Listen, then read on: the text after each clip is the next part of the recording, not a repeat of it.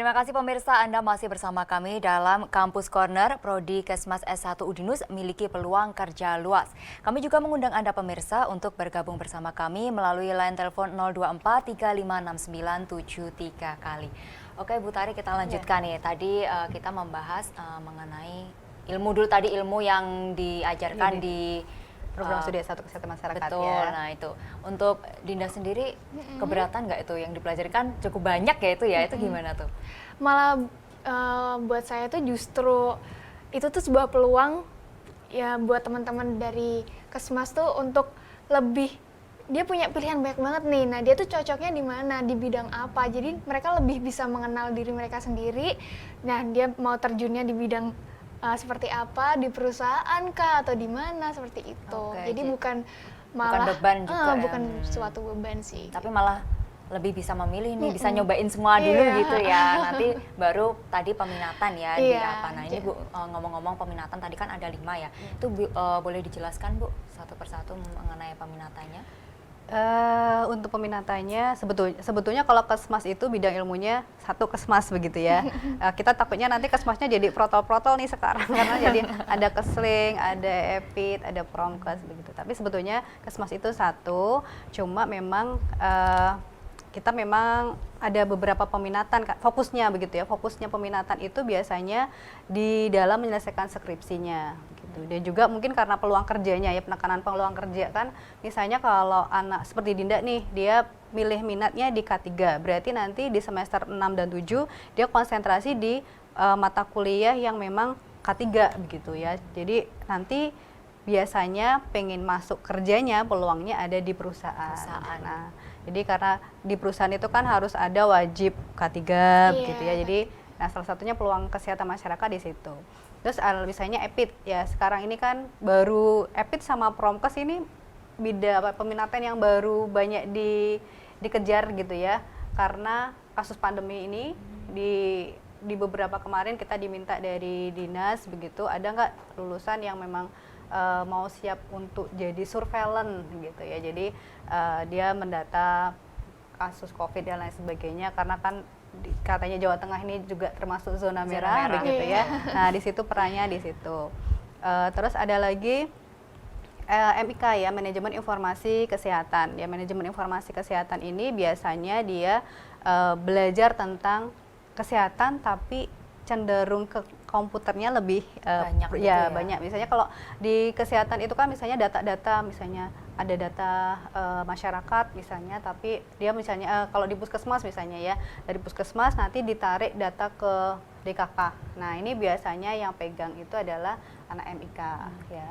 Terus ada lagi manajemen administrasi kebijakan kesehatan. Ini biasanya fokusnya itu bisa di rumah sakit, di puskesmas juga. Terus sekarang biasanya mereka di BPJS ya. Jadi itu yang agak sedikit nanti peminatan itu menjurus ke dia pengennya kerjanya di mana sih gitu. Karena kesehatan itu kan luas ya. Luas Nah, sekali. dia bisa fokusnya di situ. Tapi secara keseluruhan bahwa kesehatan masyarakat itu satu gitu ya. Jadi sarjana kesehatan masyarakat. Oke. Jadi tetap kalau gelarnya sama, cuman pas di akhir untuk peminatan untuk kerja gitu, kerjanya dia skripsi mau juga. ya, mau mana gitu. Oke, untuk Dinda sendiri tadi peminatannya K3 ya. Boleh diceritakan dong ke pemirsa K3 tuh lebih gimana sih, yang dipelajarin apa gitu ya selama kuliah gini. Oke, boleh. Simpelnya itu K3 itu buat teman-teman yang suka praktek terjun langsung ke lapangan, mau panas-panasan atau mau dingin-dinginan juga bisa ya Bu ya kalau K3. Tapi kalau menurut saya K3 itu seru. Serunya itu karena bisa langsung melihat bagaimana keadaan di lapangan, bisa langsung menilai. Terus banyak juga sih yang ditemuin di lapangan karena masuk ke K3 ini gitu. Terus ya pokoknya kalau menurut aku seru banget sih masuk ke K3. Enggak, kenapa sih Dinda pengen masuk di K3? Kan ada banyak peminatan Apa nih. emang suka Pengen di terjun perusahaan langsung kah, gitu atau atau ini? gimana? Kalau itu ya emang itu sih Bu, karena emang suka ke lapangan gitu. Pengennya sukanya ke lapangan. Iya. Dia suruh motor aja lapangan. Suka anak lapangan berarti ya.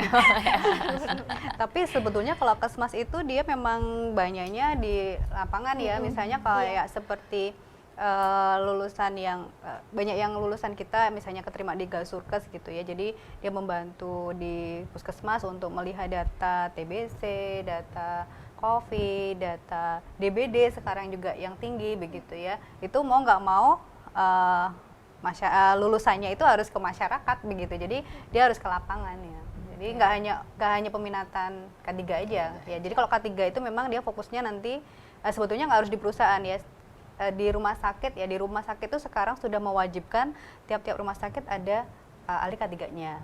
Terus di puskesmas itu juga dibutuhkan ahli K3 begitu. Jadi sebenarnya banyak sih peluangnya. Nggak cuma di perusahaan ya Bu? Iya, nggak harus di perusahaan juga gitu. Oke. Untuk Dinda sendiri nih, untuk pembelajaran di Universitas Dianuswantoro sendiri seperti apa nih perkuliahannya?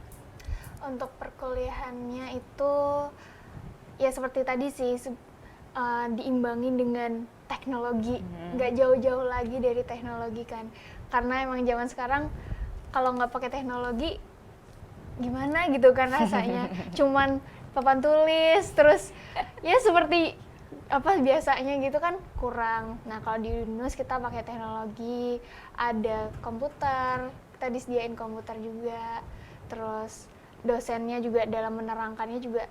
Nah, itu Rinci. gimana tuh? Dosennya apakah dalam pengajaran sangat membantu? Kalau menurut saya itu benar-benar sangat membantu, apalagi kalau buat teman-teman mahasiswa yang benar-benar belum ngerti, belum mudeng tuh benar-benar dijelasin sampai sengertinya, semudeng. Salah satunya dosennya juga Butari, Butari. ya, dosennya. Best dosen favorit ya. Ya mungkin sedikit tambahkan ya, ini kan kaitannya sama fasilitas begitu ya, karena di pandemi ini kan perkuliahannya kan jadi daring ya, belajar di rumah begitu ya. Mau nggak mau mahasiswa harus dituntut bisa menggunakan yang namanya teknologi informasi begitu ya. Jadi di kita di Udinus ada program Kulino yang memang harus dipakai Kulino, betul. ya, wajib Wajib ya. dipakai oleh mahasiswa dalam pembelajarannya. Iya, Ya. Nah, di kesehatan masyarakat sendiri kan juga ada banyak prakteknya tadi ya Bu ya. Nah, ini Iya. kan dilihat ini di pandemi COVID-19. Nah, ini seperti apa nih pembelajaran untuk prakteknya? Nah, nanti kita tahan dulu, kita akan lanjutkan setelah jeda berikut. Ya pemirsa, kami akan segera kembali usai jeda berikut ini.